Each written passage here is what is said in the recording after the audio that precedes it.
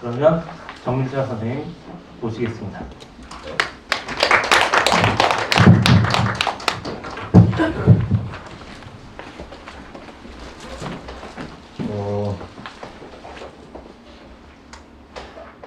하도 똑같은 강의 여러 번 하니까 지겨워가지고 제가 PPT를 이렇게 또 흐트러뜨리면 이거 내가 뭐 하려고 이렇게 순서를 이렇게 만들었지 기억이 안 나가지고 또 강의 시간에 이렇게 아침 일찍 가니까 뭐 정신이 없네요. 10시까지니까 뭐 앞쪽에는 좀 개념을 조금 설명하고 뒤에 사례를 조금 설명하는 식으로 하도록 하겠습니다. 요즘 제가 사회적 농업을 담당하는 농림부의 담당 부서는 농촌 정책과 농촌 정책국이거든요. 이제 국이 여러 개 있지만 크게 이제 농업 정책국이 있고 농촌 정책국이 있습니다. 근데 농촌 정책이라고 하면 뭐 소위 말하는 농산물 개발 사업과 같이 이제 건물 짓고 뭐 이런 거 하는 게 농촌 정책이었고, 농업 정책이라고 하면 이제 농장들이 생산성을 높이기 위해서 어떻게든 사업을 만드는 게 농업 정책국 사업이거든요. 근데 특이하게 사회적 농업 사업은 농촌 정책국에서 진행하는 사업인데 농장한테 지원해 주는 사업. 보통 그렇게 잘 안 되거든요. 그렇기 때문에 뭐 저는 그렇게 이야기하는데 사회적 농업을 어렵게 생각하지 마시고 농촌 정책 중에 한 부분이 농업을 건드린다. 왜 건드리지? 왜 농촌 정책을 하는 사람들이 농업을 건드리기 시작하지? 왜 농업 정책국 사람들은 농촌을 안 건드리지? 이런 딜레마가 있습니다.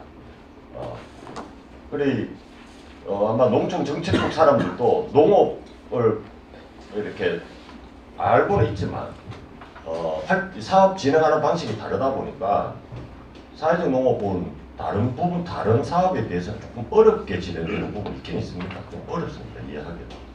근데 저는 그거를 긍정적으로 보는 게, 제가 뭐 계속 오늘 강의 주제로 넣을 거는, 키워드로 하는 거는 어떻게 농업과 농촌을 만나게 할 거냐는 거죠. 뭐 다른 사람들 일반적으로 다 어떻게 생각하면 뭐 농촌하고 농업은 당연히 똑같이 가는 거 아니야? 라고 생각하겠지만 현재 흐름은, 일반적인 흐름은 농업과 농촌을 분리시켜가지고 각자의 생존이 따로 놀고 있습니다. 그런데 이걸 어떻게 결합하지? 그게 사회적 농업이다, 이렇게 생각하시면 돼요. 이 농업과 농촌을 결합시키는 부분이 사회적 농업이다. 뭐 이렇게 이제 핵심되는 주제는 그겁니다. 제가 말씀을 드리고 싶은 거는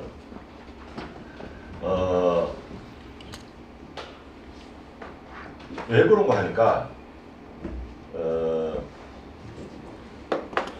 아침이라 그러는데 말이 잘 안 나오죠.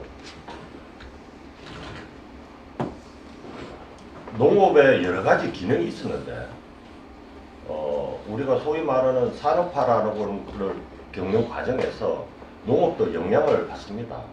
근데 농업, 뭐 이건 우리나라만의 문제가 아니고 전 세계적으로 농업은 똑같은 현상을 받습니다. 어떤 영향을 받냐고 하면, 농업이 원래 가지고 있다라고 하는 기능 중에 다른 기능을 제거시키는 경로를 밟아요. 왜냐하면 농업을 가지고 농업을 통해 가지고 생산성을 극대화시켜내는 방식으로 정책이든 흐름이 흘러가다 보니까 다른 농업이 가지고 있던 다른 기능을 가능한 없애는 방식으로 진행해요. 우리나라 같으면 40년 내지 50년 동안 농업 정책의 흐름이었습니다. 그래 이게 교과서에 있는 그림이지만 교과서에만 이렇게 적혀 있을 뿐이지 현실에서는 이렇게 농업은 이런 기능이 있다 없습니다. 그래서 다른 기능을 왜 없었냐고 원래 있었는데 다른 기능을 없애기 시작합니다. 대표적으로 뭐 예를 들면 70년대 통일배어가 나오기 시작하면서 식량 주곡에 대한 자금률을 100%로 완성을 했지만 그 과정에서 포기시켜 놓은 거는 농업이 가지고 있던 환경적 기능을 포기시켜버리는 정책이었어요. 농약과 제초자나 뭐 이런 걸 쳐가지고요. 이런 거 왜 신경을 써?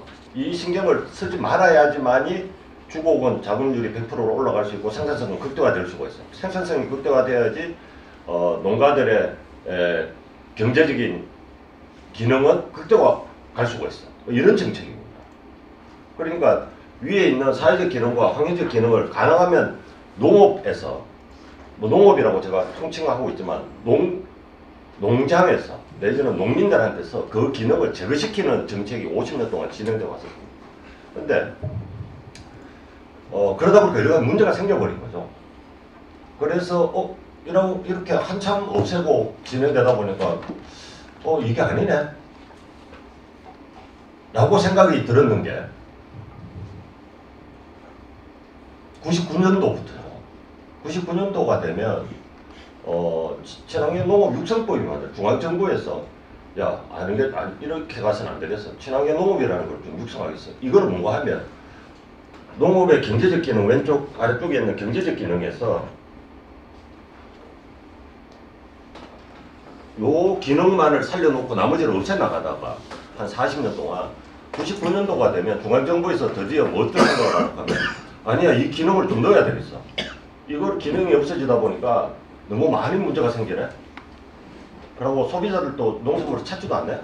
그러니까 환경적 기능을 좀 넣는 농가를 좀 농민을 내지는 농장을 좀 만들어야 되겠어. 라고 하는 게 친환농업 육성법입니다. 우리 90년도부터 이 기능을 요 두 가지 기능을 동시에 들어와 있는 게 친환경 농업 우리나라에서는 친환경 농업 뭐 외국에서는 유기농업이다 이렇게 생각합니다. 근데 보시면 친환경 농업을 하면 직불금을 주죠. 그 직불금을 왜 주냐고 하니까 이 기능을 넣다 보니까 지금 그전에는 이 기능만을 가지고 100%로 만들었는데 이 기능이 끼어들어오면 경제적 기능이 감소를 합니다. 그죠? 감소를 해요. 왜? 야, 이거 신경도 안 써도 되는 부분을 신경을 써야 되니까. 뭐 노동이 더 많아진다든가, 노동 투여가 더 많아진다든가, 아니면 투입물이 더 많아진다든가, 뭐 이런 식으로 하면서 비싸진다든가 하면서 경제적 기능이 약화되기 시작을 해요. 그 약화된 만큼을 정부에서 현금으로 지급해 주겠다라고 하는 정책이 친환경 농업 육성법의 직불금 개념입니다. 당연하죠. 근데 사회적 기능을 이것도 필요하네 라고 정부가 인식하게 된 게 2018년도부터입니다. 이거는 이게 뭐 합니다. 이 농업 보고 드디어 뭘 하노 하면 누구가 없애왔는데 사회적 기능도 누구 농업 쪽에서 이거를 받아 안을 수밖에 없어. 그거를 넣어야 돼. 그렇게 되면 반드시 경제적 기능은 감소를 합니다. 감소를 하게 돼요. 근데 아직까지 그런 직불금 체계는 안 만들어지겠죠. 보상 체계는 안 만들어지죠. 왜냐하면 환경적 기능을 잡아 넣었을 때 직불금 99년도에 친환경농업 육성법이 만들어지면서 직불금이 만들어지는데 우리나라의 친환경 농업을 시작하게 된 거는 1975년도부터라고 공식적으로 나오거든요. 그러면 한 25년 동안 갭이 있습니다. 25년 동안 친환경 농업 하는 사람들은 직불금 보상을 못 받았습니다. 이게 어느 정도 숫자가 되니까 그 다음에 수요가 생기니까 직불금이라는 개념으로 확장이 되기 시작합니다. 근데 사회적 농업은 말씀드렸지만 이제 겨우 한 6년 7년밖에 안 되거든요.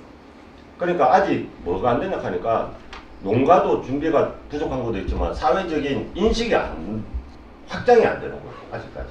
근데 그 확장이 될 수밖에 없는 거는 시대적인 흐름이고 향후에 또 시간이 지나면서 이런 게 만들어지지 않을까라는 생각인데 아직은 시간적으로 그게 구축되지 않고 농림부에서 사업비 가지고 어떠한 활동을 지원해주는 보조금을 통해 가지고 활동을 지원해주는 정도다 이렇게 생각하시면 됩니다. 이 그림을 제가 보여드리는 거는 이게 농업이다라고 생각하는 거예요. 이렇게 생각하게 만들었습니다. 농민은 뭐 대표적으로 전업농 정책인데 농민은 농사만 생산량을 극대화시키고 이거에만 신경을 써가지고 농산물을 원래는 생산만 하라고 했죠. 그러다가 생산해가지고는 유통에서 문제가 생기니까 야 그럼 유통도 넣어야 해. 생산자들이 모여가지고 영농조합법인을 만들어서 유통을 해. 그것도 안 되니까 이제 가공을 해. 이러면서 이제 뭐 6차 산업 어쩌고 뭐 이렇게 이야기하죠. 요거가 농업이다라고 했습니다. 근데 농장이 있는, 예전에 농업을 하고 있는 그 주변에는 이런 뭐 초등학교도 있고 뭐 여러 가지 농촌 활동들이 쭉 있는데도 불구하고, 야, 이거 신경 쓰지 마. 너거는 이것만 신경 쓰면 돼. 요게 지금까지 우리가 고정시켜 왔던, 그러고 벌써 많은 사람들 머릿속에 일반화되어 버린 농업이라는 개념이거든요. 사회적 농업은 요 생각을 좀 흐트리겠다라는 겁니다. 요 생각을 흐트리려고 하니까 제가 앞에서 말씀드린 농촌 정책국에서 사업을 농업 쪽을 건드리기 시작. 요것만 딱 하자로 농업 정책국이었으면 요것만 할 겁니다.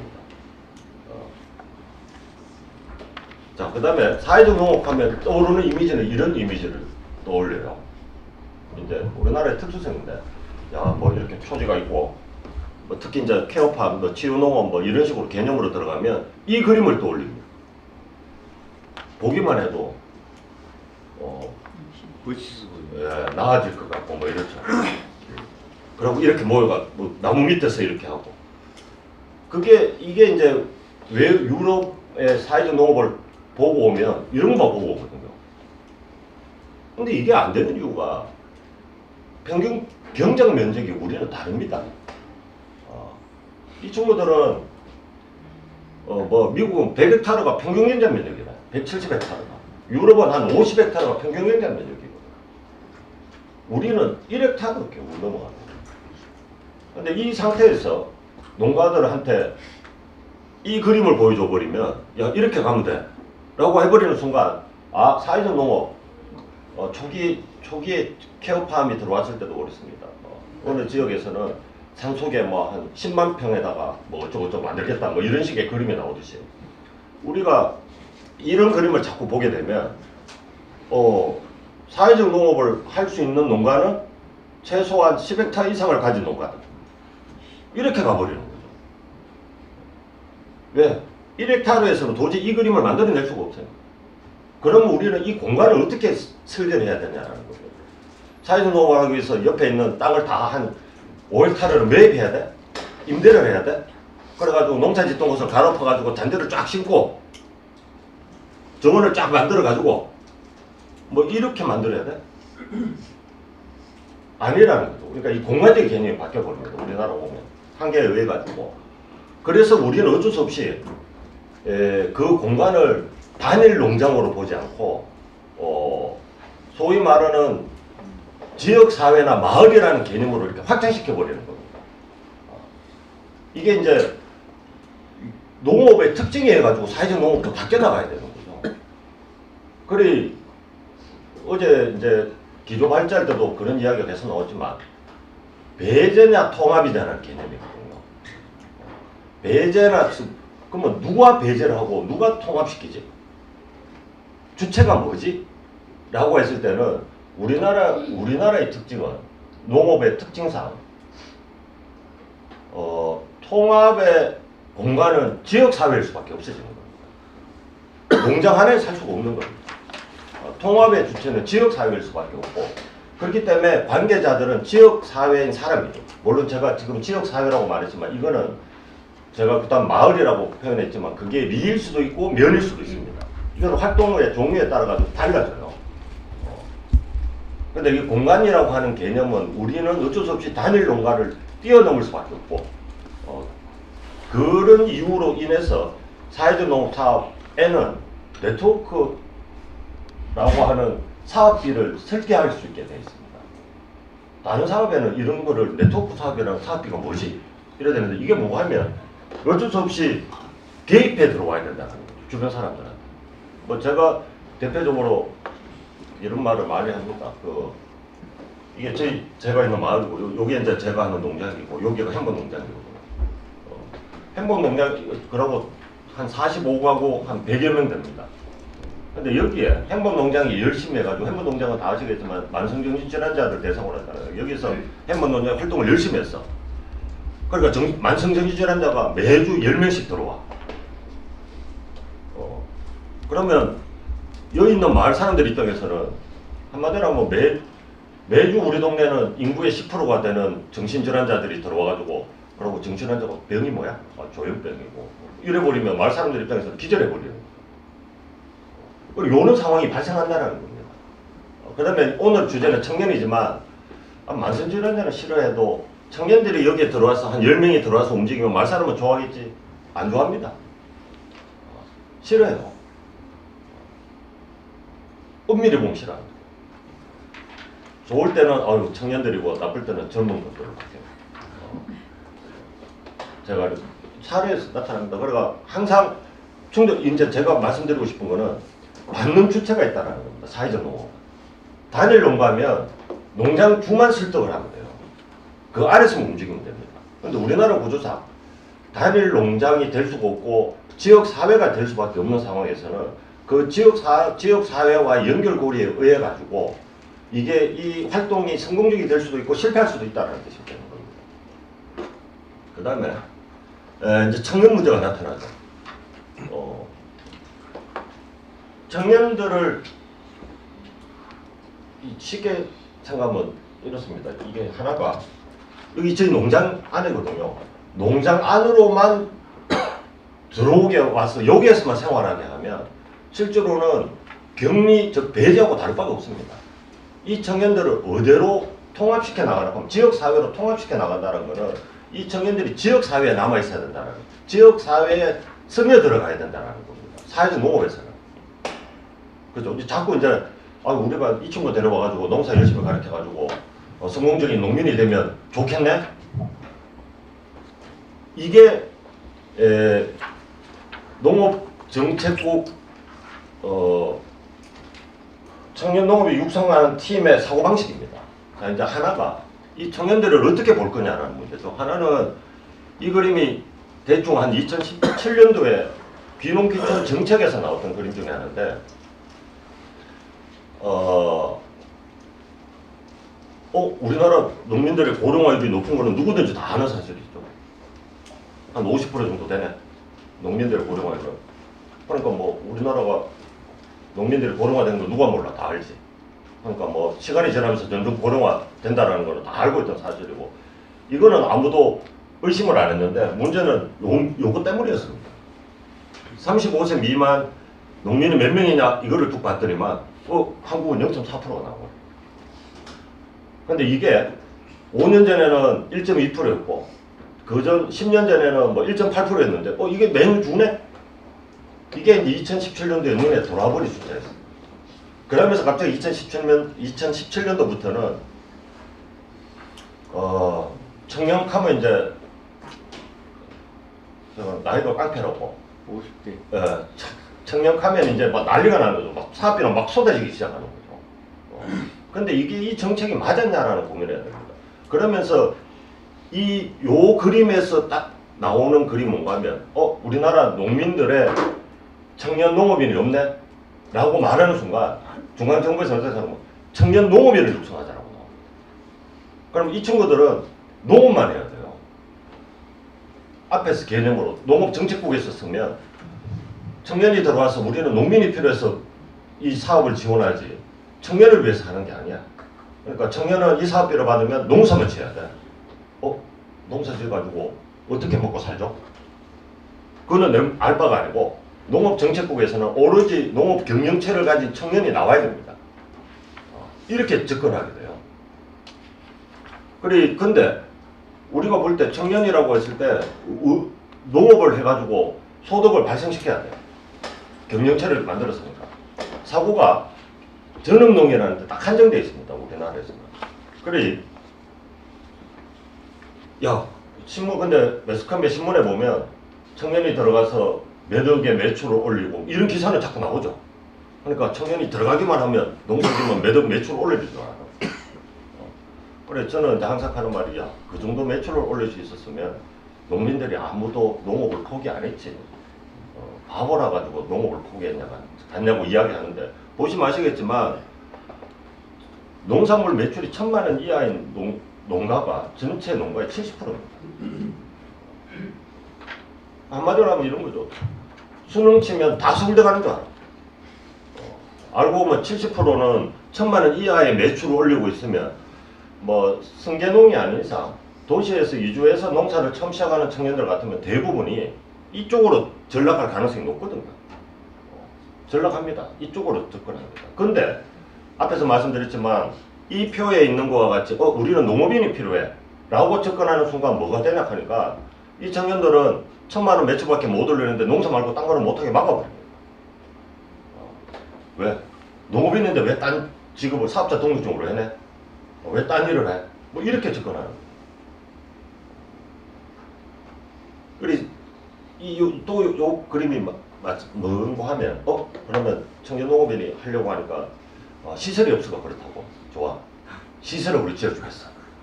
청년들이 와서 여기 와서 농사를 지으면 되지 않아. 그러면 스마트팜을 만들어서 농사를 지으면 수익을 많이 올릴 거야. 뭐를 배제시켜 버리려고 하면 이게 이제 공장의 사고방식입니다. 농촌을 배제시키기 시작을 해요. 그림을 보시면 사람이 안 살잖아요. 저는 하는데 당신 자녀 같으면 여기에 잡아넣겠냐. 그럼 여기에 또 청년주택단지 사업이 같이 들어옵니다. 몇 층대가 들어오거든요. 여기에 집을 지어가지고 이 허벌판에 집을 지어가지고 아침에 이렇게 여 들어가서 농사를 짓고 나와가 여 들어와. 여 동네는 가게도 없어. 요 그림을 그려요. 이게 사업 계획서입니다, 실제로. 이러면 중앙정부에서 한 700억 정도 줘요. 3만 평 단지를 만들라고 주택까지 지어줍니다. 그러면 요곳에 청년이 살겠냐라는 겁니다. 그럼 여기서 청년이 나는 수입이 많으니까 1년에 뭐 한 2억, 1억 버니까 여기에 들어가서 살 거야. 아무것도 없는 곳에 가서 집에 들어갔다 기숙사 들어갔다가 나와가지고 하루 종일 농사 짓고 또 기숙사 들어가고 누가 들어오겠냐. 그런데도 이래 설계를 합니다. 왜냐하면 농민은 농업 생산만 하면 되는 사람입니다. 이 사고방식은 농업정책국의 사고방식입니다. 근데 사회적 농업은 농촌정책국이라고 했잖아요.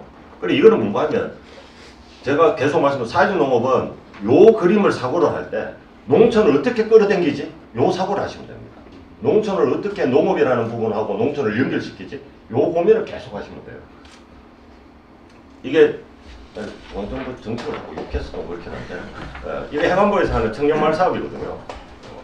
청년마을 사업의 특징이 또 똑같습니다.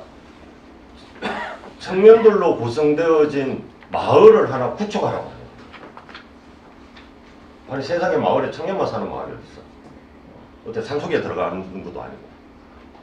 그래 되면 기존 마을에 기존 농촌 마을에 청년들이 어떻게 유입돼 들어가고 어떤 경로로 정착을 하면서 활착을 할 거냐라는 걸 사고하는 게 아니고 청년들만 들어오면 되지 않아? 라고 하는 사고방식입니다.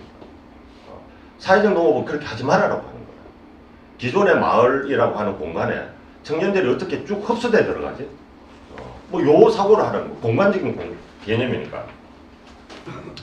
그런데 그런 걸 하는 데 있어서 문제가 발생합니다.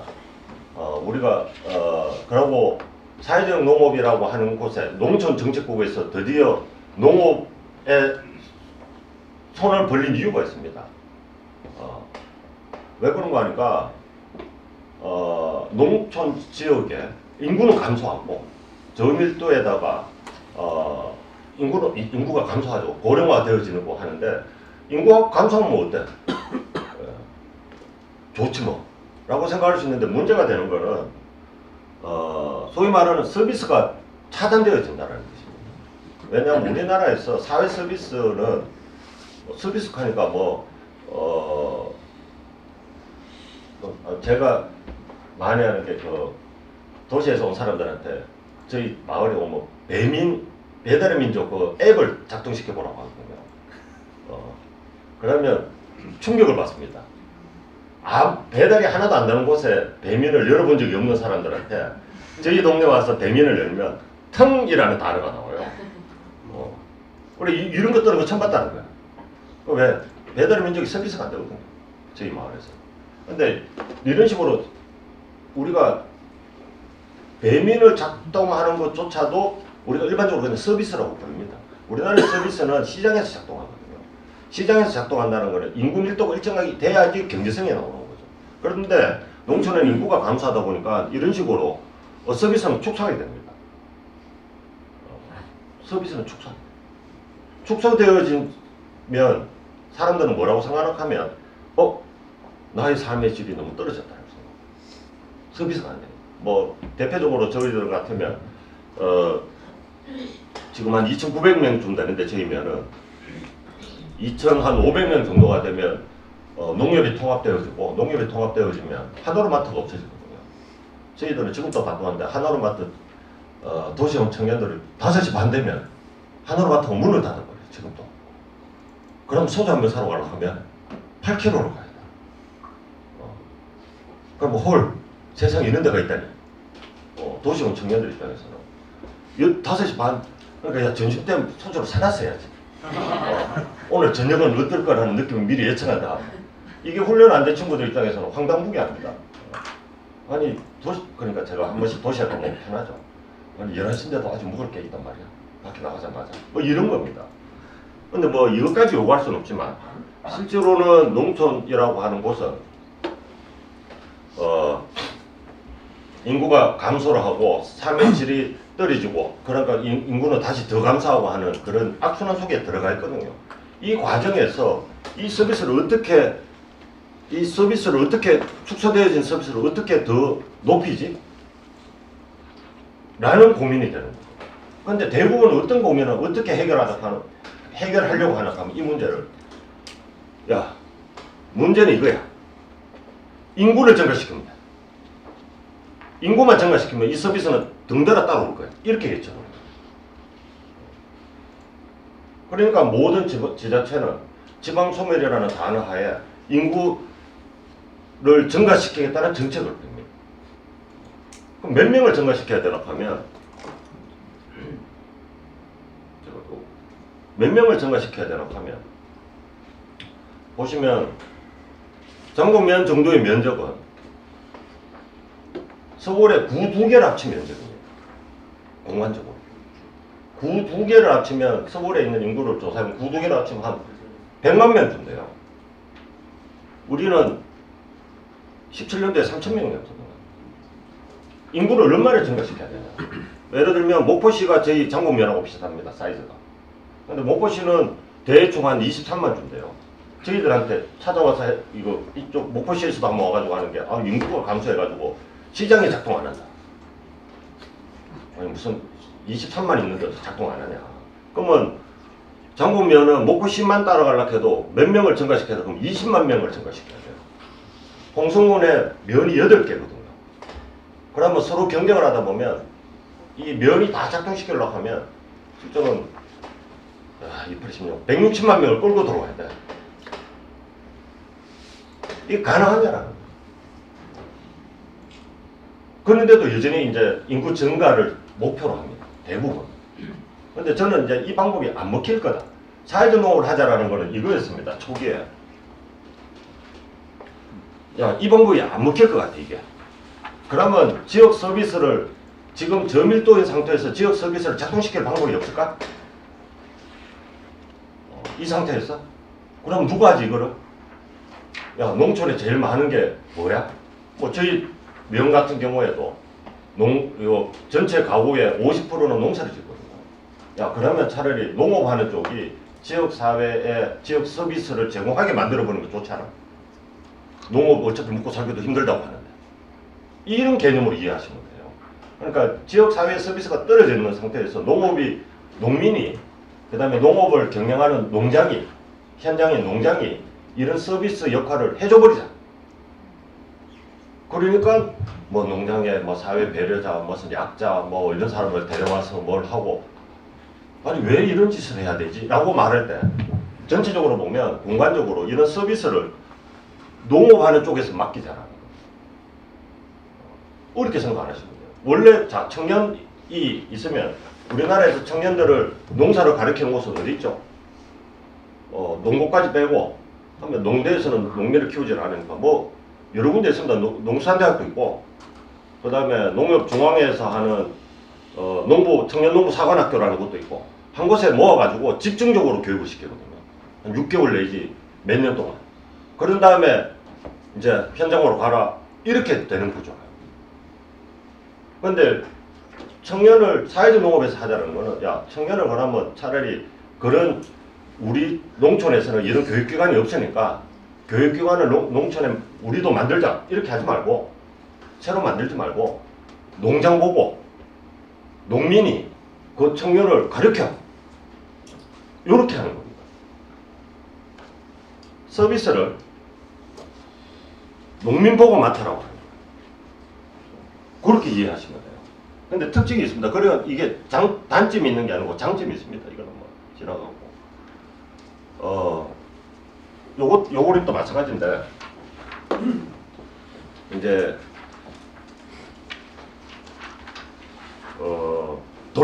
돌봄마을 조성 사업 어제 농림부에서 하는 돌봄마을 조성 사업을 진행하자. 그럼 어떻게 할래? 라고 하면 아까 제가 스마트한 단지에 같이 똑같습니다. 이만큼의 한 2만 평 정도를 한 다음에 이 안에 다 때려잡아 있는 겁니다. 노인복지와 관련된 모든 요양원도 만들고 중앙보호시설도 만들고 뭐 좋죠. 텃밭도 있고 여기에 녹색치유단지 특정 마을이라고 제가 좀 미안한데 비판해가지고 문화복지시설도 있고 이 안에 좋고 좋아. 어르신들을 이쪽으로 다 끌고 와. 그럼 여기에서 모든 걸 다 할 수가 있어. 라고 하면서 요 옆에 있는 마을은 연하게 만들어버려요. 이 마을은 실제로는 이쪽에 관여를 못합니다. 관여되는 거를 봤더니 요 하나가 딱 있어요. 연계. 요 마을에 문화복지시설 하나 만들어줘요. 기본적인 개념을 이렇게 씁니다. 돌봄마을 조성사업이라면 단지 하나에 그냥 모든 걸 다 때려잡고 노인들을 이쪽으로 다 몰아. 그러면 이 마을은 비면 어떻게 해요? 청년들을 잡아넣으면 돼. 이런 개념을 써요. 그럼 이 마을 자체를 어떻게 그 청년이 진입을 할 수가 있고 그 다음에 노인들이 어르신들이 그 안에서도 여전히 여성을 보낼 수 있고 할 수 있는 어떠한 액션을 하면 되지 않아? 라고 하는 게 사회적 농업의 개념이고 다른 대부분의 사업은 이런 식으로 단지를 만들어서 배제시키는 방식으로 여전히 사업은 진행됩니다.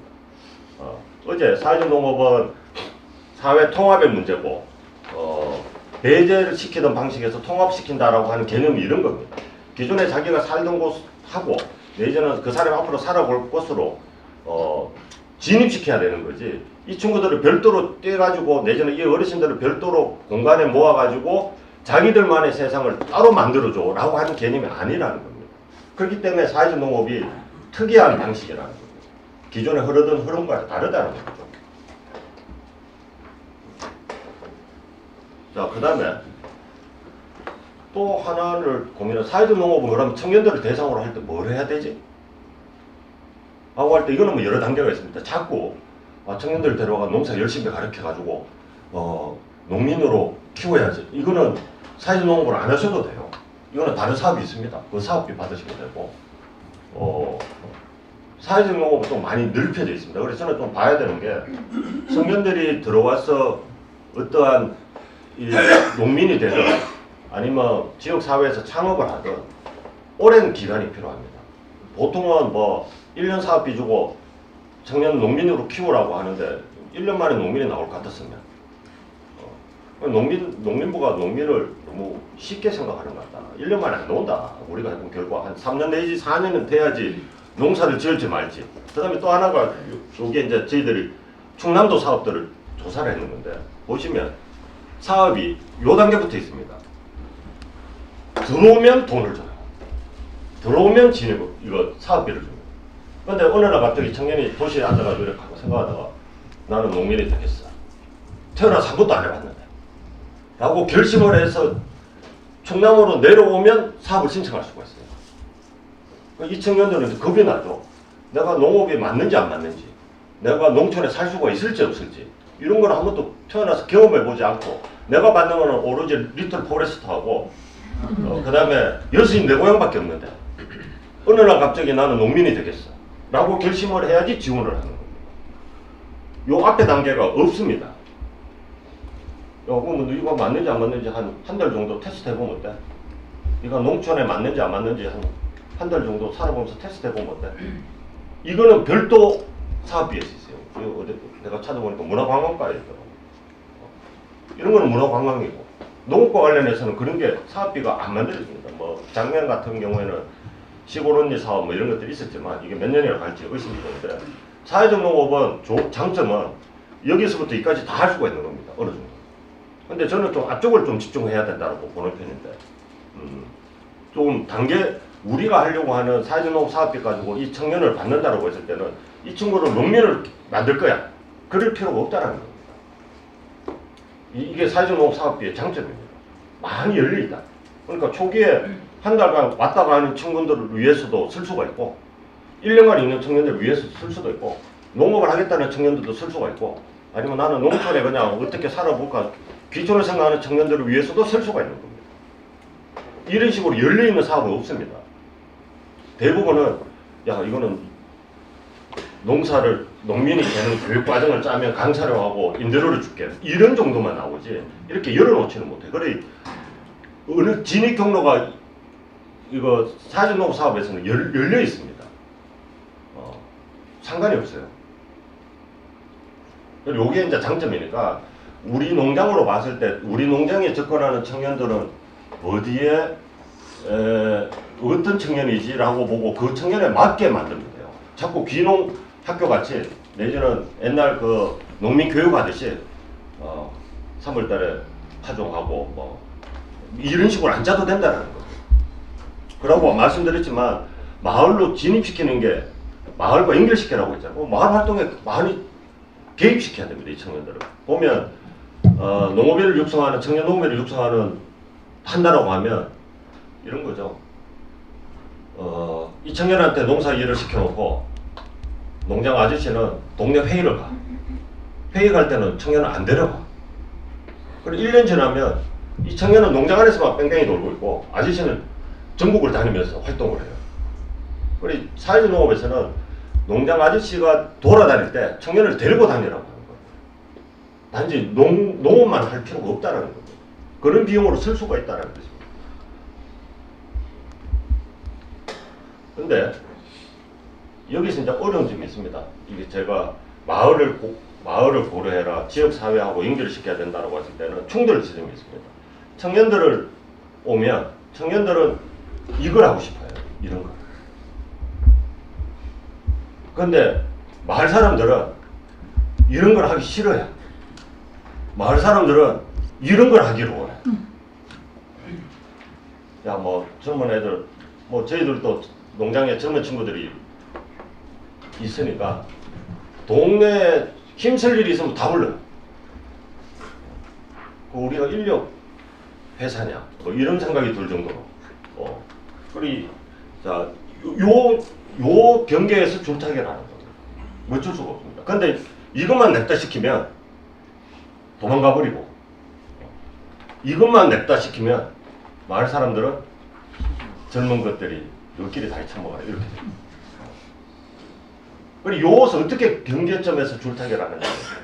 그리고 사회적 농업하는 농장은 뭐를 하냐고 하면 청년들이 들어와서 하고 싶어하는 것과 마을 주민이 원하는 그 중간쯤에서 완충지대 역할을 하는 거죠. 서로를 이해시켜가지고 이 청년들이 이렇게 지역사회에 이렇게 진입할 수가 있고, 뭐 마을 사람도 이해를 시켜야 되고 청년들도 이해를 시켜야 되고. 왜냐하면 어쩔 수 없이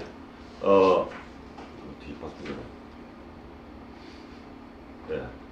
그리고 이 두 개에서 줄타기를 해야 되는데 이게 장점이 있습니다.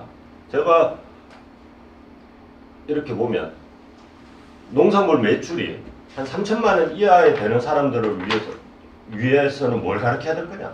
뭘 지원해 줘야 되지? 하는 생각이 들고, 1억 이상을 매출을 올릴 청년들한테는 뭘 지원해 줘야 되지? 이게 다릅니다. 경로가.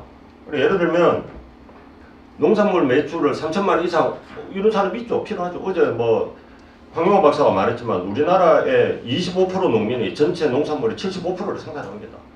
25% 정도 되는 농민들을 희망하는 청년들도 있죠. 이 친구들한테는 실제로는 경제적인 자본을 지원해 줘야 됩니다. 대출을 확장시켜 줘야 돼요. 그리고 신기술을 도입시켜 줘야 돼요. 근데 이런 기술을 가르치는 것은 현장이 아니고 대부분 전문 교육기관에서 교육을 시켜야 됩니다.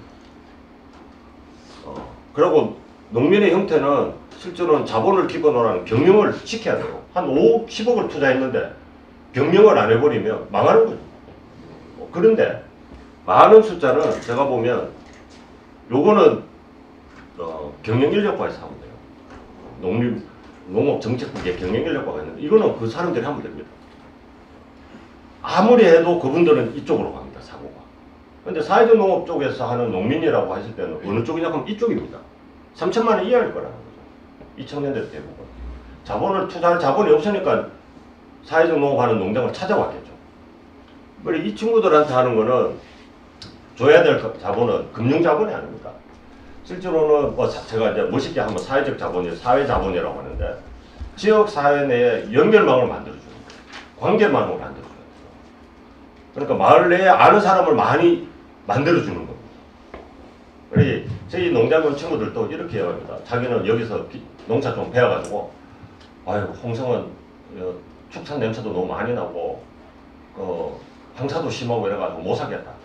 그러니까 기술을 배워가지고 자기는 경치 좋고 물 맑고 공기 좋은 데로 갈 거야 라고 하는데 1년 뒤에 저희들이 통계를 내보면 한 10년 동안 통계를 멀리 안 갑니다. 그 주변에 다 살아요. 왜 그래서 사냐고 멀리 간다고 하더니만 라고 물으면 전국에 있는 농촌 중에 아는 사람이 제일 많은 곳은 이곳입니다. 대충 반경 10km 내에 다 살아요. 그래 호랑이도 영역이 있듯이 사람도 한 10km 내가 활동 영역이다. 요를 벗어나면 아는 사람이 감소를 하거든요.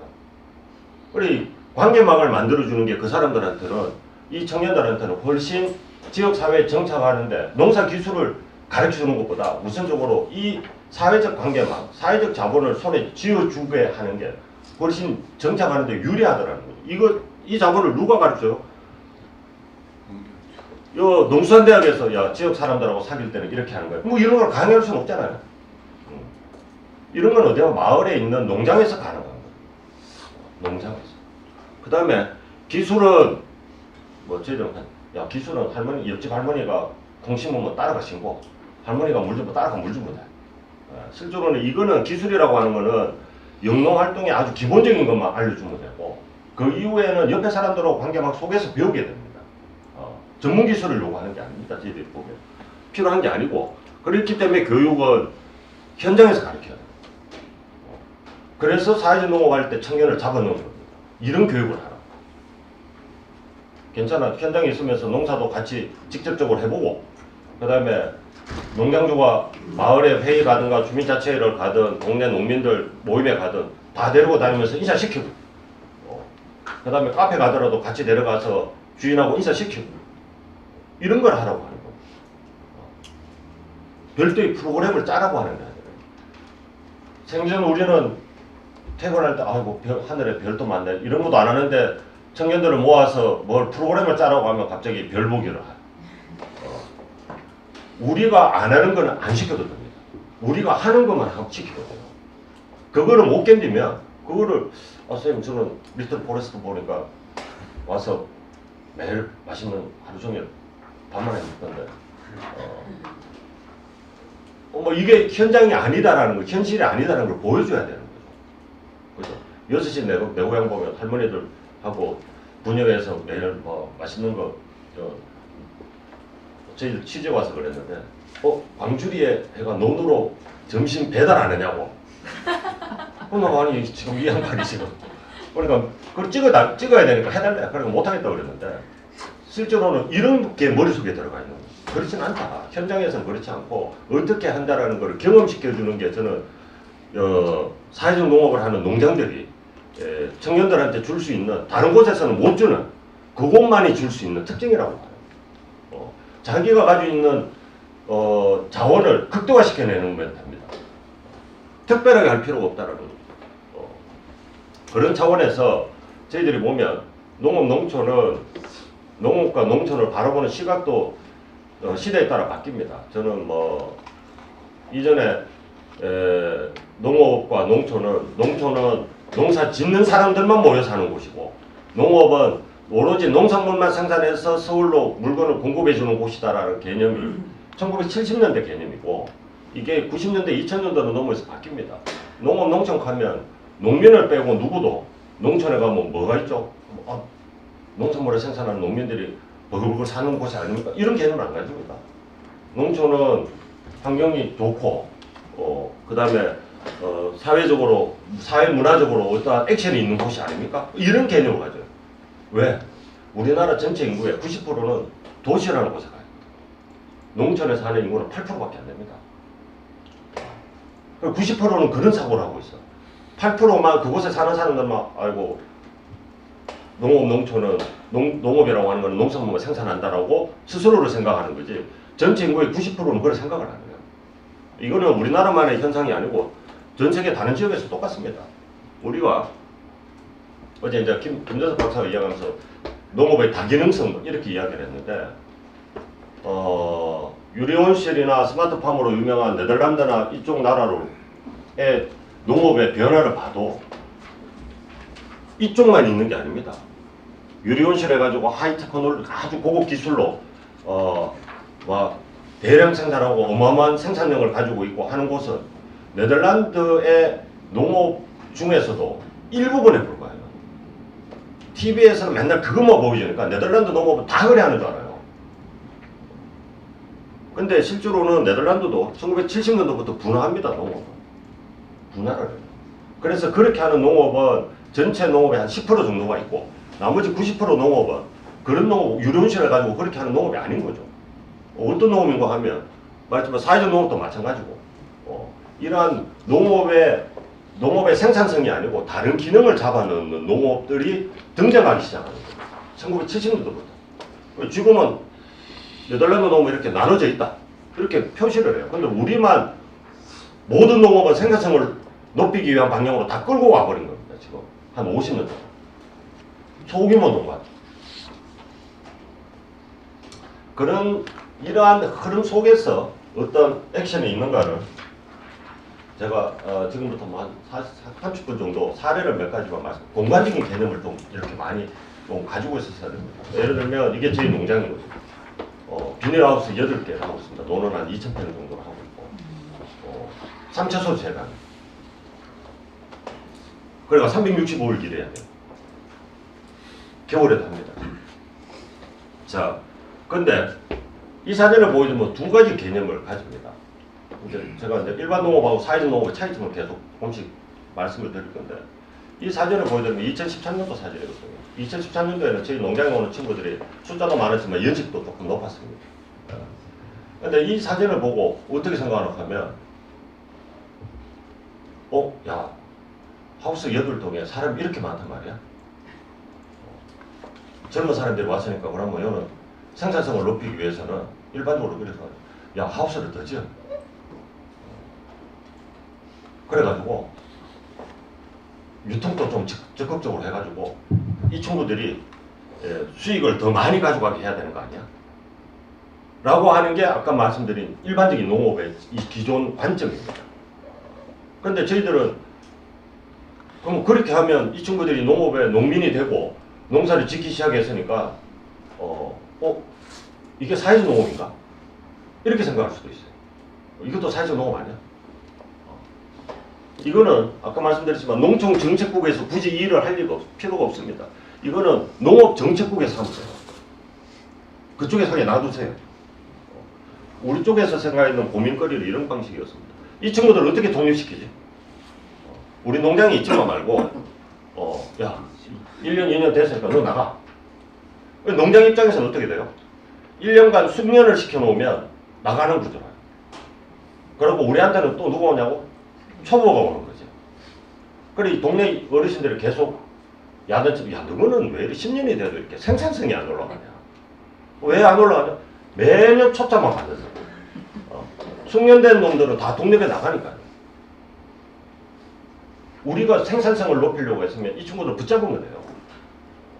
그러면서 딱 분업을 시키면 됩니다. 야 너는 이거 하고 너는 이거 하고 너는 이거 하고. 근데 그게 아니고 사회적 농업이라고 하는 거는 이 청년들이 지역사회에 어떻게든 연착륙하고 지역사회에 배치되기를 원하기 때문에 내보내는 방식을 씁니다. 그러면 우리는 계속 초짜가 들어와서 좀 훈련되어지면 농장을 독립해 나오고 농장을 독립해 이게 누구한테 무슨 도움이 있어? 우리한테 별 도움은 안 됩니다.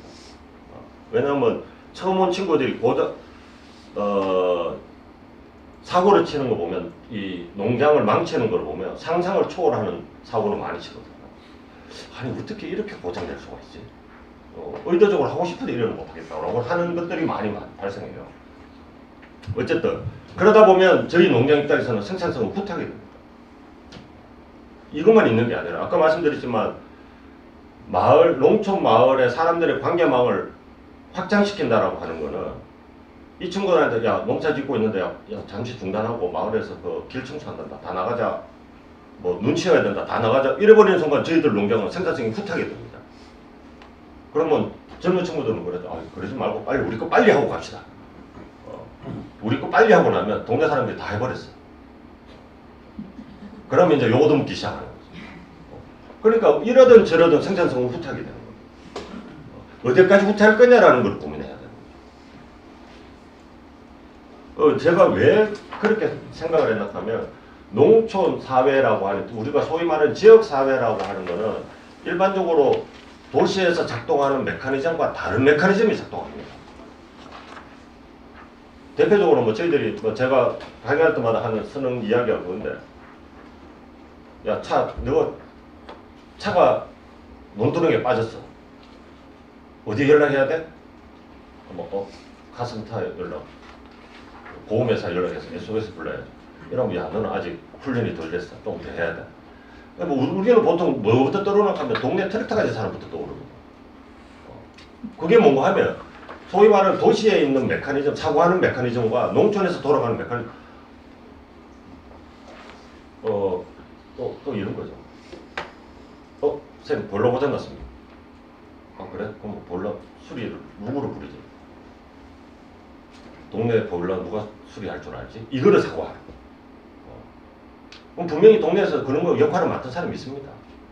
그죠? 여기에 작동하는 지역사회, 농촌이라고 하는 지역사회는 자기들의 작동 방식을 가지고 있었어요. 도시에서는 그런 메커니즘이 작동하지 않습니다. 어떤 거 하면 뭐가 나타나면 112로 연락하고 뭐가 나타나면 119로 연락하고 이런 식의 메커니즘을 만들어 놓고 분업되어진 메커니즘을 만들어 놨다면 지역사회라고 하는 건 자체로 돌아가기 위한 메커니즘을 만들었거든요. 이거는 우리나라만 그런 게 아닙니다. 외국의 농촌 사회도 거의 비슷합니다. 자체적으로 돌아가는 메커니즘이 있어요. 그런데 그 메커니즘을 젊은 친구들한테 어떻게 이해를 시킬 거냐. 그럼 이 친구들이 그 메커니즘을 이해하지 못하고 기존의 도시에서 태어나서 평생을 자랐던 친구들이 자기가 가지고 있던 알고 있던 사회의 메커니즘을 농촌에 와서 작동시켜버리면 농촌은 도시로 바뀌어나갑니다. 그리고 우리가 원하는 것은 농촌이 자기의 고유한 메커니즘을 어떻게 유지시켜내고 하는데 이 청년들이 자기 기능을 하지? 이거를 가르쳐야 돼요. 그러니까 시간이 걸려요.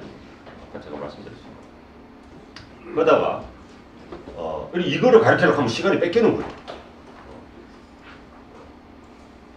스캇은 이제 이러한 메커니즘을 도덕 경제라는 단어로 써가지고 설명을 해요. 유명한 사람이. 그러다가 저희들이 이렇게 농사를 이 청년들하고 가르치다 보니까 농업을 하나도 모르네. 할 수 없어. 농업에 대한 이론도 좀 가르쳐야지. 이렇게 되는 거야. 그럼 이거 가르친다고 하고 또 농사 일에서 빼야 돼. 그래 이거를 몇 년 동안 이렇게 이 청년들을 이 사고방식이 이 청년들을 어떻게 지역사회에 이렇게 통합적으로 진입시키지라는 고민을 하다 보니까 저희 농장은 이런 식의 만들어져 버려요. 아침에 나와서 농사일을 하지만 오후에는 뭐라도 가르쳐야 되겠다. 이런 식의 농장이 자기의 스타일이 바뀌어나가기 시작해요. 그러니까 저희들은 지금은 대부분 그런데 아침에 출근의 시간은 계속 땡겨지지만 끝마치는 시간이 있습니다. 왜? 다른 액션을 해야 되니까. 이런 식으로 농장의 시스템이 바뀌기 시작합니다. 그러면서 저희들이 고민하는 게 이런 겁니다.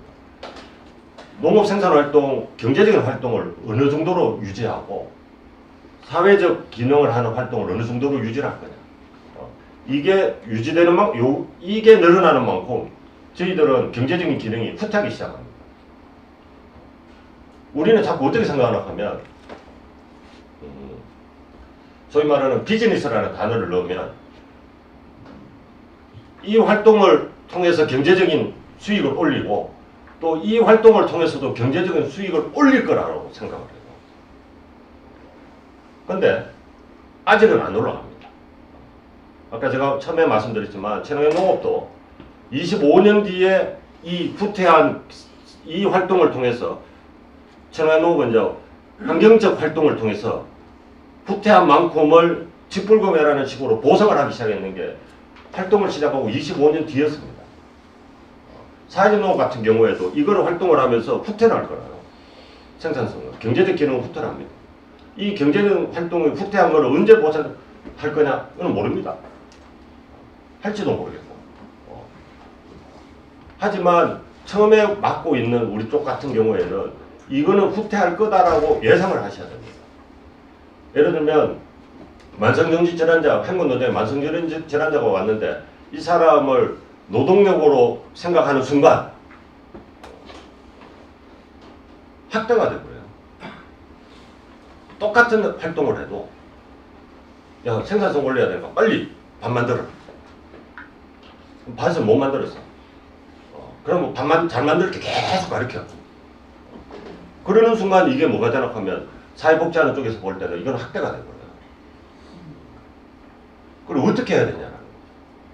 근데 밭을 걸으면 이 사람은 만성정지라니까 밥 만들고 이런 거를 빼고 저일만 시켜 그런 것도 아닙니다.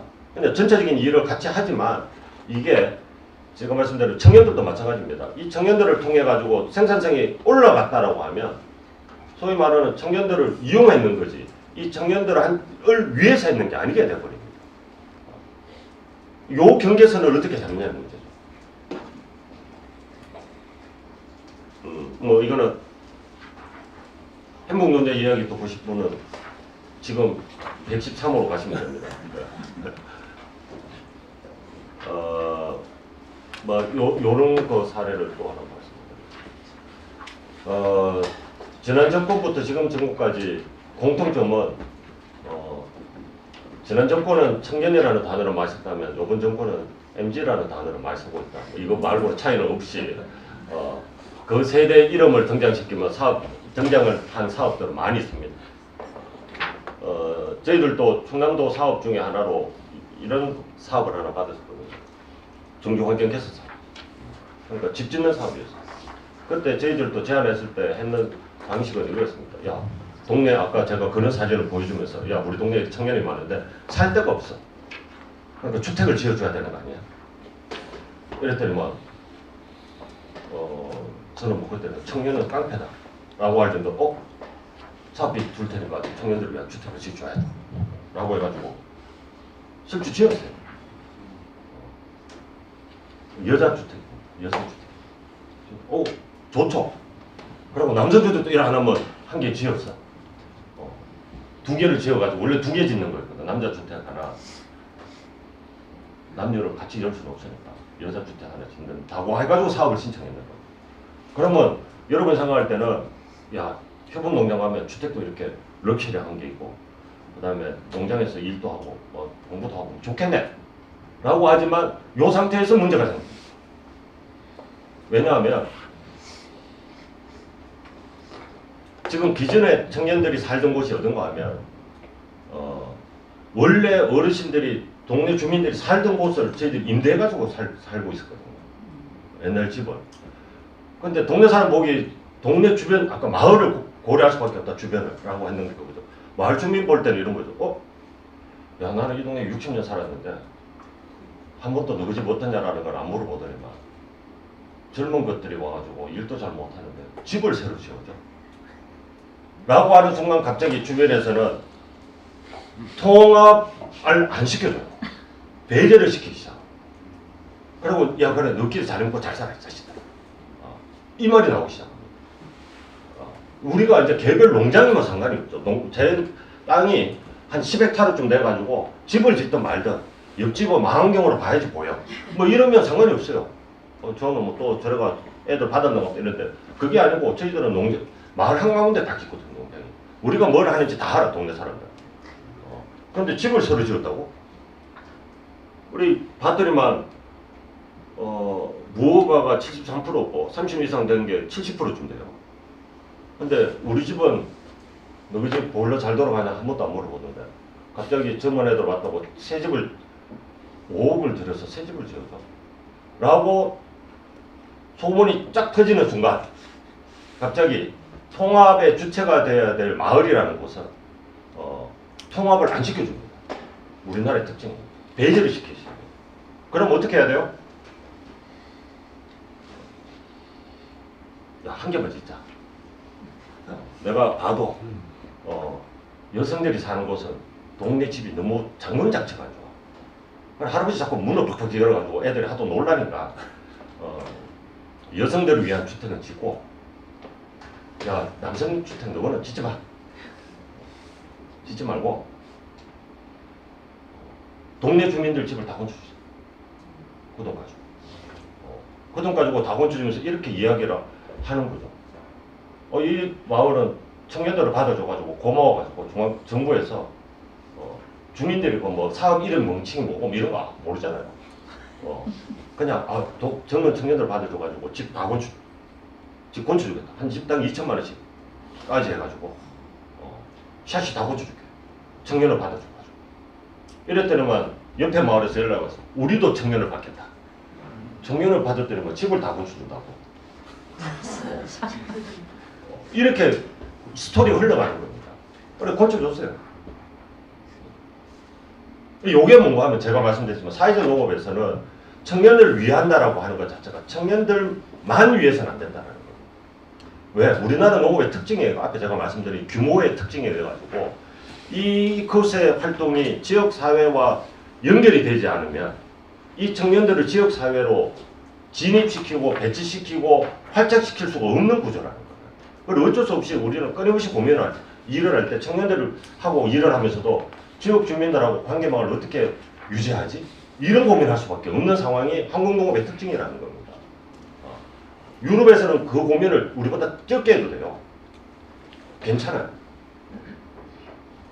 아까 말씀드렸지만 만성질환자가 10명 왔다가도 유럽과 같이 미국과 같이 170헥타르를 가지고 있는 농가면 10명이 왔다 갔는지 안 왔다 갔는지도 모릅니다. 주변에서 옆에 농가는. 근데 우리는 10명이 들어오면 마을 전체가 다 알아요. 그런 상황에서는 활동하는 방식이 액션의 방향이 달라져야 된다는 겁니다.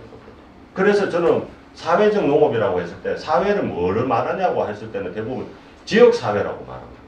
지역사회라고 하는 거는 마을이라고 생각하시면 됩니다. 마을을 리로 규정할 수도 있고 면으로 규정할 수도 있습니다. 그거는 공간의 범위는 상관이 없습니다. 하지만 그거를 단일한 공간으로 보고 그 공간에서 청년들을 어떻게 진입시키지. 그러니까 사회적 농업은 마을 농업이라고 불러도 상관이 없다라는 겁니다. 우리나라에서. 청년들은 그냥 빈집 하나 구해가지고 리모델링 좀 해가 야 이거 훨씬 좋아 하면서 그 다음에 이런 것도 있습니다. 저희들이 어떻게 될지는 몰라도 앞에서도 말씀드렸지만 한 50헥타르 좀 가지고 있으면 거기에 산책로도 만들고 중간에 큰 나무 밑에 잔디 쫙 깔아가지고 벤치를 만들어서 그쪽에 1시간 좀 앉아있다 오라고 해도 될 것 같고 근데 행복농장은 가진 것이 하우스 4동이 전부거든요. 농장 범위로 고민할 때는 이렇습니다. 그럼 산책로를 어떻게 만들지? 1번 동으로 들어가서 2번 동으로 나와가 뭐 이렇게 산책로를 꾸미나? 행복농장 가진 게 그게 전부예요. 협업농장 8동이니까 뭐 8번 이렇게 들어갔다 들어오고 뭐 이게 산책로인가? 할 수가 없는 거죠. 아까 말씀드렸지만 마을 범위로 고민하라는 거예요. 공간적으로. 왜? 마을에는 길이 있으니까. 행복농장이든 협업농장의 사회적 활동의 업그레이드를 위해서라도 우리는 이 농장들에서는 뭘 신경을 생각하면 마을 산책로를 어떻게 구성하지? 이 고민하고 있습니다. 왜? 산책하려고 하면 마을길로 돌아다녀야 돼요. 근데 마을길을 만들어서 그분들은 뭐 청년이든 한국노자 같은 만성질환자라든 이분들은 와서 1주 내에 2주만 있다가 그거를 누리고 간다면 우리가 마을에 있는 산책로를 만들고 나면 제일 많이 누리는 사람이 누구냐? 마을 사람들이 제일 많이 누리죠. 그럼 마을 사람들은 야 너거 열심히 하라. 좀 더 해야 되는 거 아니야? 왜 이것밖에 안 해? 이렇게 스토리가 흘러가는 거예요. 내 농장 안으로만 자꾸 끌어들이지 말라고. 사고의 범위를 마을 전체와의 관계 속에서 할 수밖에 없는 게 소위 말하는 사회적 농업. 우리 나라에서는 그게 마을이라고 하는 공간으로서 연결시키는 농업. 그렇기 때문에 제가 말씀드리지만 농촌 정책국은 마을의 발전을 위해서 농업에 투자를 하는 거예요. 농촌에 유지하기 위해서 마을에 투자를 하는 거예요. 농업에 투자를 하는 거예요. 농업에 투자해서 이분들이 사회 서비스라는 걸 확장시켜야지 농촌이 유지되겠네? 이렇게 사고하는 거예요. 물론 담당 부서는 그렇게 생각하는지는 저는 잘 모릅니다만 그렇게 생각해야 될 거라고 보는 거예요. 이 농촌이 유지하기 위해서는 농업이 바뀌어야 되겠네? 이런 사고방식.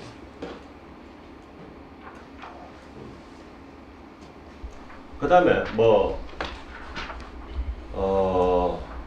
행복농장에서 저는 이렇게 생각합니다. 청년을 대상으로 하는 사회적 농업에서 중요한 부분은 다른 거에 비해서 제일 중요한 부분은 행복농장이 여러 활동을 해요. 이후에 또 하나 사례는 이런 게 있습니다. 저희들이 이제 행복농장이 만성질환자를 데려와서 프로그램을 돌릴 때 프로그램을 할 때 저희 농장에도 자주 보냅니다. 왜냐하면 행복농장이 자기들 이 만성질환자하고 사법오의를 하면 본인들이 돌겠는 거예요. 너무 힘들어서. 그래서 우리도 좀 쉬게 이번 3일째 오전은 너가 맡아줘. 그럼 저희들한테 줘야 하는 거예요. 그러면 저희들은 청년들하고 같이 그분들하고 농사 일을 합니다. 수확하고 정식하고 이런 활동을 해요. 근데 이제 하도 자주 만나니까 젊은 청년들한테 저희들이 교육을 한번 하자고 했어요. 전문가 불러가지고 야 정신질환이 뭔지 한번 교육을 받아보자. 왜? 맨날 만나는데 매일 보는데 자주 보니까 청년들한테도 우리 농장에 있는 청년들한테도 이 사람들이 정신질환이 뭔지를 좀 가르치면 프로그램을 진행할 때 훨씬 도움이 되지 않을까 싶어서 청년들만 모아놓고 정신질환이 뭔가 교육을 시켰어요. 그걸 한참 이제 교육을 또 마치고 근데 사람들은 교육을 받으면 자기만 생각하거든요. 옆에 사람들 생각 안 해. 그러면 이제 조현병이 뭐고 자해가 뭐고 중독이 뭐고 이런 이야기를 했더니 강의 마치고 나오면서 한 청년 한 명이 선생님 제가 강의 들어보니까 내가 좀 이상한 것 같다고. 다 이상하다고 생각해요. 모두 다. 다 자기는 한 가지 병이 다 있는 것 같아. 그 교육을 받고 보면. 근데 한 친구는 자기가 자해하는 것 같다. 그래 다 이제 웃었어. 처음에. 무슨 말도 안 소리 하냐. 자해를 하면 다 알지 그걸 왜 몰라. 했는데 나중에 이렇게 좀 전문가 1대1로 한번 만나보자라고 해서 이렇게 보냈더니 진짜 자해를 하고 있다. 모르고 있는 거예요. 자기도. 대부분은 자해를 하는 친구는 아는 친구도 있지만 모르는 친구도 많다고 하더라고요.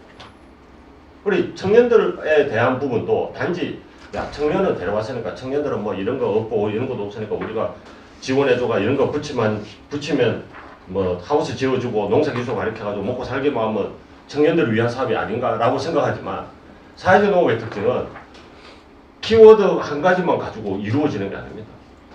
청년들 중에도 여러 가지 정신적으로 힘들어하는 친구도 많고 경제적으로만 힘들어하는 게 아니고 여러 가지 많기 때문에 동시에 들어가요. 그래서 저희들은 이렇게 결합을 많이 시킵니다. 의도적으로. 경험을 시켜요.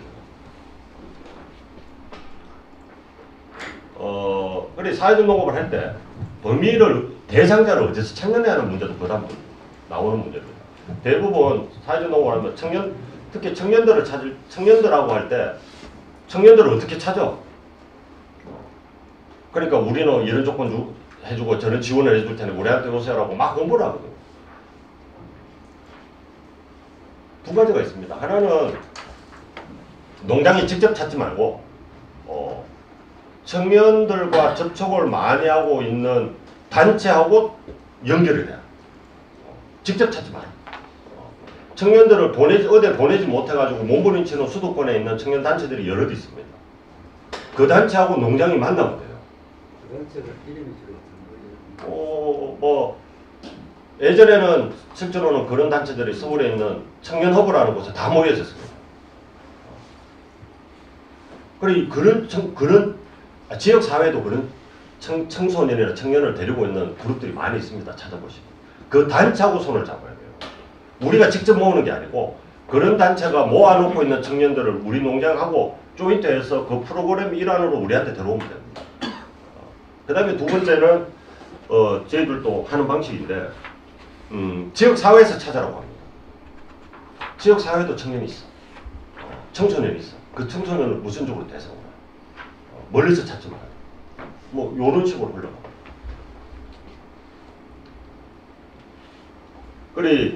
그 다음에 뭐 이런 구조를 만들어 놓고 저희들이 이제 확장돼 나가는 시간이 없지만 확장을 어떻게 시켜 나가냐 하면 공간적으로 확장을 시켜 나갑니다. 자, 저희들은 사회적 어제 계속 나왔지만 사회적 농업은 기존 체험 관광과 사회적 농업이 차이가 나는 거는 사회적 농업은 어쩔 수 없이 어제 김재섭 박사가 하던 그 관계의 밀도를 위해서라도 소수밖에 못 받아요. 소수를 반복적으로밖에 못 받습니다. 그럴 수밖에 없잖아요. 그러니까 저희들도 그래 합니다.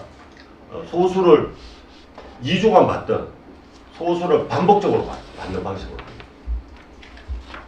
근데 다수를 왔을 때 어떻게 할 거냐는 거예요. 다수가 왔습니다. 저희들은 잘 안 받습니다만은 어쩔 수 없이 받는 경우가 한 사례가 있습니다. 이때는 농가들을 연결시킵니다. 그래 80명 정도가 오면 8농가를 연결시켜요. 8농가를 불러서 교육을 시킵니다. 요번에 80명 오니까 10명씩 이렇게 보내줄 테니까 우리 목표는 이거고 이 친구들을 제발 데려가면 이 청소년들이거든요. 고등학생. 제발 당신이 하기 싫어서 밀어넣었던 일을 좀 시키지 마라. 그게 뭔가 뭐 꼬챙대 치우는 거 하고 비닐 제거하는 거. 야, 태어나서 참 농업을 해보는 친구들이 왔는데 이 친구들한테 이런 걸 시켜버리면 얘들은 농업을 그런 식으로 인식하게 된다. 리틀 포레스트 보고 왔는데 갑자기 비닐 치우래. 쓰레기를 막 날리고 비닐을 막 날리고 하니까 저를 그런 거 시키지 마시고 지금 시기에 해야 될 제일 중요한 일을 시키세요. 그러면 이렇게 말씀하십니다. 야, 지금 이거 수확해야 되는데 얘가 망쳐버리면 우리 상품도 떨어지는데 어떡하란 말이야. 그러니까 앞에 1시간 동안 교육을 열심히 시키세요. 이거 실패하면 나 오늘 밥 굶는다. 그러니까 이런 거 이렇게 하면 안 되고 이거 따면 안 되고 지금 계속 설명을 시키라고 합니다. 대신에 우리가 강서를 드리게. 그러니까 봉사활동이 아니고 그 다음에 인력이 왔는 게 아니고 당신은 교육자로서 접근해야 됩니다. 라고 하면 자기 농산물을 농사 짓는 것을 망치지 않기 위해서 아주 열심히 가르쳐요. 아주 열심히. 그러고 돌아가면 그 농장하고 만났던 10명은 카톡방을 개설하기 시작해요. 요게 제가 말씀드리는 사회적 농업의 공동체 단위 사회적 농업의 기본 모델입니다. 주변 농가들하고 연결시켜서 내가 하고 싶었는데 대상자가 많든가 내가 혼자 하기는 힘들다라고 하면 주변 농가를 설득해서 끌고 들어오라는 거죠. 그래 이거를 한 2, 3년 반복하고 나면 인정은 교육을 안 시켜도 되는 거죠. 그래서 원래는 언제 옵니다. 모여가 우리 다시 한 번 더 회의만 합시다. 그래 요런 거를 진행하는 게 그 공동체 단위 사회적 농업의 코디네이터라고 하는 사람이 하는 역할입니다. 왜? 학교하고도 계속 연락을 해야 됩니다. 어떻다 정보를 계속 교환해야 되고 농장들도 계속 불러가지고 교육을 하고 저희들 같으면 요 프로그램 돌릴 때는 저희들은 뭐 이걸 공동체 단위 사업을 한다는 게 아니고 원래 하던 방식인데 앞에 오기 전에 2번 모이고 가고 난 뒤에 평가까지 합니다. 그럼 학교에서는 학교 평가해가지고 저희들한테 피드백 주고 우리는 농장에서 평가를 받아가 학교에 피드백을 줘요. 야 왔는데 너 애들 뭐 이렇더라. 다음에는 좀 이런 거 주의를 시켜주면 좋겠다. 뭐 이런 식으로. 그런 활동을 하라고 사회적 공동체 단위는 코디네이터를 한 명 딱 박아놓은 겁니다. 그러면서 이 친구들은 다른 학교하고도 계속 연결시켜요. 청년을 대상으로 한다 하면 이렇게 가능하다는 거예요. 이 이제 처음에는 80명이 왔는데 올해는 240명이 온다고 해서 몇 농가를 결합시켜야 되는 한 25농가 정도를 찾아내야 돼요. 매년 찾습니다.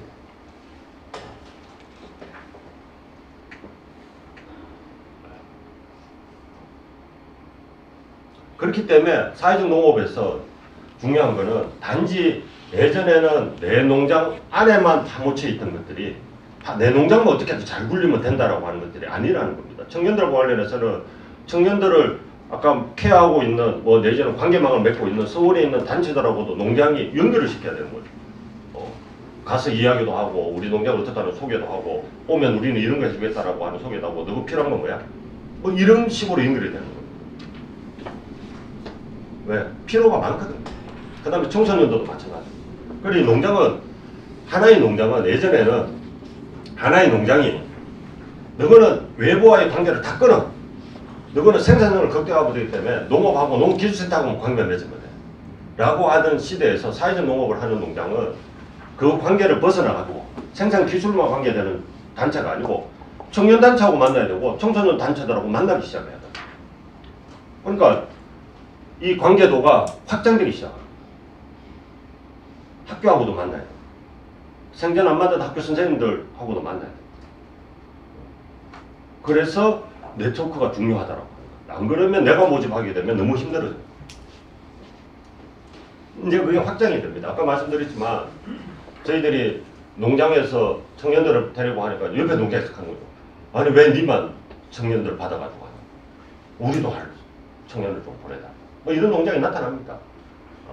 그러면 이제 아까 말씀드렸지만 공동체 단위라고 하는 부분은 그런 농장을 연결시켜요. 하고 싶어요? 물론 이제 테스트 해보면 다 실패합니다. 야 뭐 청년들은 이런 농장주들이라 농장을 하고 계시는 부분이라고 그러는데 제가 청년들이 와서 야반 도주도 많이 하거든요. 말하면 되거든. 왜 야반 도주라고 해요? 그러면 청년들은 돌아가서 뭐 불만을 이야기하겠지만 그래가 청년들이 상처를 받는다고 하지만 제가 만나보면 농민들이 더 상처를 많이 받아요. 처음에는 막 욕을 하는데 뭐 이런 놈들 어젯밤에 갑자기 없어졌다고. 그러시냐고. 하면 처음에는 이제 막 요즘 젊은 것들은 모처럼 여전히 하다는데 나중에 술자리에서 들어보면 내성을 많이 보여요. 그래야 정세 내가 뭐가 잘못될까? 그래 애들 더 먹었겠노? 뭐 이런 식으로 물어봐요. 그래 뭐 어떻게 하셨는데요? 뭐 이렇게 나중에 청년들한테 물어보면 우리 주인 아저씨는 그 아침에 몇 시에 만나자는 약속을 안 한다. 집 앞에가 자꾸 빵빵거린다. 그래 애가 초긴장 상태인 거예요. 그래 농장 주인 아저씨도 왜 내일 아침에 6시 만나자 5시 만나자 왜 약속 안 하시면 아니 그 일 보면 알지 그거를 모르냐고. 모르는데요. 이분 입장에서는 빠르게 보이는데 일거리가 보이는데 왜 그거를 인식을 못하지? 이게 입장 차이가 있는 겁니다. 그러면 이분을 가르치기 시작합니다. 아니 그러지 마시고 얘들은 모르니까. 그 다음에 또 불만이에요. 아니 얘는 왜 설명하면 자꾸 수첩을 꺼내? 물 주라고 하면 물 줘야 되는데 왜 자꾸 물 왜 주냐고 자꾸 물어봐. 뭐 이런 문제가 생기는 겁니다. 그래 이게 아주 사소하게 나타나는 현상이거든요. 하지만 이런 거를 농민들도 알아야 되고 청년한테도 설득을 해야 되는 곳이 어딘가 하면 아까 말씀드렸지만 사회적 농업하는 농장. 이 농장을 중심으로 이런 교육을 하는 겁니다. 저희들은 이런 거죠. 농장들이 결합을 하고. 그죠? 이게 단일 농장에서 다 해야 된다. 이렇게 생각하지 마시라고 하는 겁니다. 제가. 농장들을 몇 개의 농장이 모이고 한 명 데려와서 같이 있게 생활하게 됐는데 한 10명을 어떻게 데리고 있어? 그럼 청년들을 헛친거 됩니다. 여러 농장들을 그런 걸 하고 싶어하는 여러 농장을 교육시키고 연결시키고 그 다음에 내가 우리 농장에 또 청년들을 위한 교육 프로그램을 짜야 돼. 아니면 짜지 마세요. 교육 프로그램만 짜는 거를 좋아하는 그룹들이 있습니다. 지역사회에. 원래 세미나 여는 걸 좋아하는 그룹들이 있어요. 그 친구들하고 그 그룹들하고 손만 잡으면 됩니다. 야 우리 청년들이 있는데 너 원래 세미나 할 때 사람 동원하기 힘들지? 그럼 우리가 보내줄게. 대신에 계획 짜는 걸 같이 논의하자. 그래 하는 거죠. 그리고 지역사회에는 여러 가지 농촌개발 사업을 통해서 만들어 놓은 공간이 많습니다. 그 공간을 가지고 있는 단체하고 손을 잡습니다. 야, 우리가 너무 빌릴 때마다 어떻게 임대료를 내냐. 적당하게 돈 있을 때 주고 돈 없을 때는 그냥 무료로 쓰자. 청년들을 대신 여기 와서 공부 좀 하게. 이래가지고 열 몇 개 단체를 이렇게 쭉 묶으면 됩니다. 이게 사회적 농업에서 진행하라는 네트워크 방식이라. 농장 안에서 모든 걸 다 해야 돼. 이게 아니라는 겁니다. 나는 계속 네트워크 연결시켜내는 고리가 되고 통로 역할을 하면서 주변에 있는 다른 자원들을 계속 연결시켜내는 역할을 하라고 하는 거죠. 드디어 농업이, 농장이 자기가 만나지 않던 그룹들하고 만나기 시작을 해야 되는 거예요. 그러면서 농업이 색깔이 바뀌기 시작합니다. 그래가 짜다 보면 이런 그림이 나오죠. 이렇게 쭉 농장들과 공간을 가지고 있는 단체들과 이런 단체들이 쭉 이어지기 시작합니다. 단체들끼리. 그러면서 청년이 들어오면 그 연결된 고리 안으로 그냥 쑥 진입을 시키는 거예요. 그러면 예를 들면 이런 거죠. 저는 뭐 이런 걸 원하는 게 삼채소를 따는 걸 진짜 힘들어하는 친구들이 있거든요. 쪼그려 앉는 거를 힘들어하는 친구들. 그런 친구들 보고 우리 농장부에 있었으면 야, 너 자세를 바꿔야 돼. 할 수 없어. 너는 쪼그려 앉아야 돼. 이렇게 할 수는 없잖아요. 다른 작물을 하고 있는 농장들이 연결돼 있어야 됩니다. 야, 너, 그 뭐 안 그러면 삼채소 수확에 안 맞는 인간들은 다 실패한 인간인데. 귀농 실패, 정착 실패가 되거든요. 그렇지 않고 여러 가지 작물을 하고 있는 농장들하고 연결을 시켜 놓으면 그 친구한테 맞는 대로 갑니다. 저희들은 농장을 이렇게 돌립니다. 처음에는 한 달씩. 그러니까 네가 원하는 농장으로 가. 이러면 좋지 않아요? 그러고 내하고 안 맞는 청년들이 있잖아요. 그러면 딴 데 가야지. 내가 기필코 그런 청년까지 다 챙겨줘야 될 건 아니니까. 그리고 지역사회에 있는 여러 단체들을 쭉 연결시켜내는 게 아까 제가 말씀드렸잖아요. 지역사회의 서비스가 다 망쳐졌는데 서비스가 다 없어졌는데 그 서비스를 복구시키는 겁니다. 이런 청년들을 교육시키는 학교가 다 사라졌는데 지역사회에 그 단체들을 여러 단체들을 연결시켜서 학교를 만들면 돼요. 이름만 붙이면 됩니다. 학교라고. 내가 이름 붙였는데 누가 뭐라 그래? 그러면서 이런 사진들이 나오는 겁니다. 세미나는 강좌를 계속 여는 그룹들은 계속 강좌를 해가 강사를 배치하고 그 다음에 청년들을 보내 몇 명 안 오잖아요. 보시면 몇 명 없습니다. 그래도 온 동네 지역 사는 사람들한테 강의를 요청하고 사람들이 강의를 하고 청년들이 그거 가고 그 이때 외부에서 2주 3주 오는 친구들도 다 여기 참가합니다. 그냥 흘러가는 대로 하는 거죠. 원래 세미나 하는 그리고 매달 세미나가 열리면 그곳에 다 참가하고 그러니까 농사는 계속 후퇴합니다. 이런 게 많아져서 그 다음에 1박 2일로 강의하는 그런 데도 청년들을 다 참석시키고 그리고 요게 뭔가 하면 아까 말씀드렸지만 지역사회 관계망을 확장시켜주는 겁니다. 관계망 확장시키라고 하면 손 붙잡고 이장님한테 가서 이장님 얘는 어디서 태어났고요. 뭐 이게 아니고 이런 모임을 농장 중심으로 확장을 시켜놓고 청년들을 그곳에 참가시키고 이래가지고 여기에 가면 이런 사람을 다 만나는 거죠. 온갖 동네에 살아가는 여러 종류의 사람들을 다 만나고 다른 지역에서 온 사람들도 만나고 이렇게 하면서 관계망을 확장시켜 나가게 하는 게 제가 말씀드렸던 사회적 농업이 마을 농촌하고 결합을 하면서 지역사회에 부족해진 없어졌던 서비스를 복구시켜내는 그거의 중심에는 농업이 있는 거죠.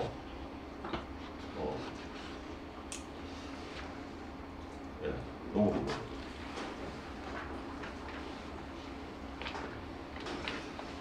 이거는 서비스 공동체까지 내가 이야기를 하면서 내가 너무 많이 붙였네. 이게 행복농장이 이거 협업농장은 청년들을 데려와서 교육을 하면서 이렇게 확장돼 나간다 하면 행복농장 역시 농장에서 정신질환자 뭐 여러 어려운 힘들어하는 사람들을 데려와서 하는 구조에서 이제 확장이 되는 겁니다. 지역 서비스 공동체라고 하는 거는 이런 확장성을 말하는 거예요. 뭐 예를 들면 이것도 똑같은 방식입니다. 단체를 하나 만들어 놓고 이 단체가 모든 걸 다 할 거야. 코디네이터 한 명을 앉혀놓고 코디네이터가 동네 사람들 쫓아다니면서 노인복, 돌복 다 해. 이런 방식이 아니고 이 코디네이터라고 하는 거는 연결을 시키는 사람. 그리고 뭔가 하면 동네 어르신들의 어려움을 받아서 오는 사람이고, 이 받아서 오는 거를 보고 지역 사회에서 그런 활동을 하는 사람들이 있거든요. 그 기존에 활동하는 그룹들하고 이 사람들의 필요를 연결시켜주는 역할을 하는 거예요. 코디네이터라고. 이거 서비스 공동체형에서 코디네이터라고 하는 거예요. 그리고 그런 게 우리 지역에는 그런 거를 하는 단체가 없어. 뭐 예를 들면 반찬 하는 거는 적십자 봉사회에서 하니까 이쪽하고 그 어르신하고 연결시켜주면 됩니다. 코디네이터가 직접 반찬 만드는 게 아니고.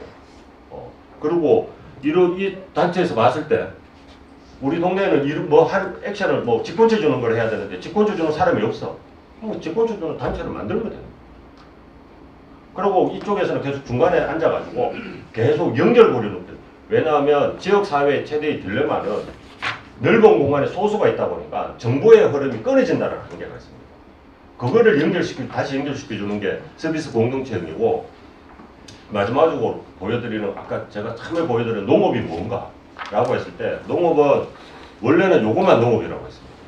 농장들이 연계돼가지고 농산물을 같이 도시에 있는 소비자한테 빵빵 열심히 잘 팔아, 비싸게, 그러면 성공한 농업이야 라고 했다면, 사회적 농업을 하자라고 하는 것은 이 농업이 드디어 다른 활동을 시작하는 겁니다. 관계망을 확장시켜 나가면서 학교하고 만나가지고 전국에 있는 초등학교 하나밖에 없어가지고 학생들이 감소해서 폐교대에 나가니까 이 청소년들을 농장으로 데려와서 어떻게 시키지? 어떻게 이 친구들이 2주에 한 번은 마을을 볼 수 있게 만들지? 이런 걸 누가 하냐고? 농장에서 하는 겁니다. 학교 선생님이 하는 게 아니고. 그리고 노인복지는 어떻게 하지? 농장에서 하는 겁니다. 농민이 하는 거야. 그리고 청년들이 들어오면 이걸 어떻게 하지? 농장이 하는 거야. 이것까지 다 농업의 한 형태로 포함시켜버리는 게 사회적 농업이다라고 보시면 뭐를 해도 상관이 없다.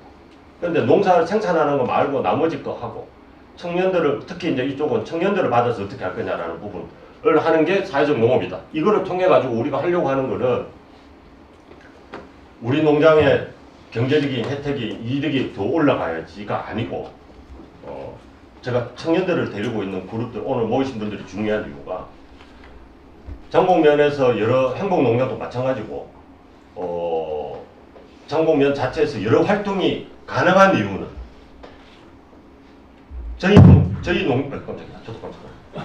저희 농장을 통해 가지고 젊은 친구들이 계속 지역 사회에 진입하기 때문에 농사 짓는 그룹도 있지만 농사를 안 짓는, 대충 평균적으로 한 15%만 농사 짓습니다. 정착하는 친구들 중. 한 85%는 농사는 안 짓고 딴짓해요. 딴짓하는 그 친구들이 지역 사회에 필요한 서비스 활동들을 계속 단체를 만들어가고 그 단체에 들어가서 활동을 하는 겁니다. 그러면서 실제로는 어떤 결과론적으로 나타날 거면 사회적 농업 활동을 열심히 했더니만 농촌, 지역 사회의 서비스가 다양해지고, 그러면서 지역 사회의 활성도가 올라가면서 소위 말하는 농촌의 지속 가능성이 동시에 올라가더라. 그러니까 이거는 농촌 정책국에서 하는 사업이 맞는 거죠. 농업 정책국이야. 결론적으로는 농촌이 활성화되어지기 때문에 농촌 정책국에서 사업비를 만들어야 되는 게 맞습니다. 요런 역할까지를 농장한테 요구하는 시대가 되어졌고, 그런 거를 하라고 하는 게 사회적 농업이다라는 이해를 하시면 오늘 제가 길게 이것저것 이야기했는 거에 핵심은 다 이해하시는 거다라는 말씀을 드리면서 마치도록 하겠습니다.